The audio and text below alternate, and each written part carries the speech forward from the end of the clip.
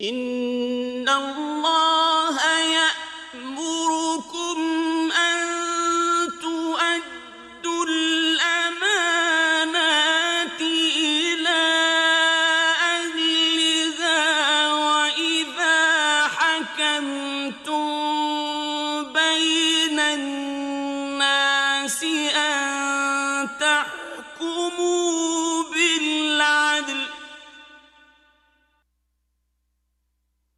إن الله نعما يعظكم به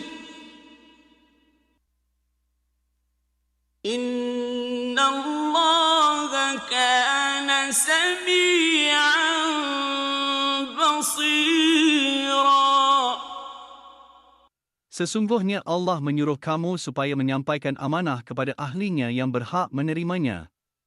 Dan menyuruh kamu apabila menetapkan hukum di antara manusia supaya kamu menghukum dengan adil. Sesungguhnya Allah dengan suruhannya itu memberi pengajaran yang sebaik-baiknya kepadamu. Sesungguhnya Allah adalah Maha mendengar lagi Maha melihat. Diriwayatkan oleh Ibnu Mardawaih dari Jaluh Al-Kalbi dari Abu Salih dari Ibnu Abbas bahawasanya dia berkata, ketika Rasulullah menakluki kota Mekah, beliau memanggil Utsman bin Talhah. Ketika Utsman datang kepadanya, Rasulullah bersabda kepadanya, berikanlah kepadaku kunci Kaabah. Lalu dia pergi dan datang semula dengan membawa kunci Kaabah dan menghulurkan tangannya kepada Rasulullah sambil membuka telapak tangannya.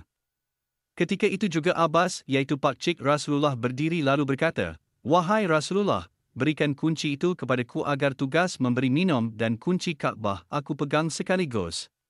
Maka Utsman menggenggam kembali kunci itu. Kemudian Rasulullah bersabda, berikanlah kepadaku kunci tersebut wahai Utsman. Kemudian Utsman berkata, ini ialah kunci Kaabah Rasulullah, maka terimalah dengan amanah Allah. Kemudian Rasulullah beranjak dari tempatnya untuk membuka pintu Kaabah. Setelah itu beliau keluar dan melaksanakan tawaf. Kemudian turun Jibril menyampaikan pesan Allah untuk mengembalikan kunci tersebut kepada Utsman. Lalu Rasulullah memanggil Utsman dan memulangkan kunci tersebut dan beliau bersabda dengan firman Allah, sesungguhnya Allah menyuruh kamu supaya menyampaikan amanah kepada ahlinya yang berhak menerimanya. Diriwayatkan oleh Syu'bah di dalam tafsirnya dari Hajjaj, dari Ibnu Juraij bahawasanya dia berkata, ayat ini turun kepada Utsman bin Talhah.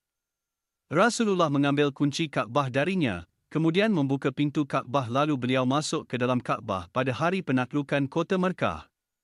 Ketika beliau keluar dari Kaabah beliau membaca firman Allah ini.